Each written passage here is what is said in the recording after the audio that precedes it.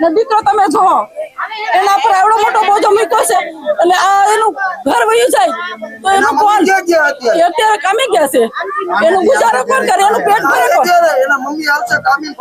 કોણ પછી ખાય રાતે 10 વાગે ટાઈમ ભરે ત્યારે એનું ઘરનું પૂરું પડે વિધવા બાઈ ક્યાં જાય 2 દીકરીઓ છે 1 દીકરો છે દીકરો અંદર છે હમણાં તમે જોવો તો એમ થાય કે આવડું બાળક કેવડું કમાઈને દે તોય છતાં કામે જાય છે ખુશ્બુ સાતમું સરકારી નિશાળો ભણે પ્રાઇવેટમાં ભણવા તેવડ નથી સરકારી કેના જતા હોય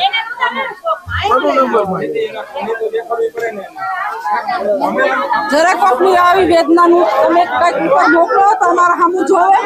સરકાર ભૂલી ગઈ છે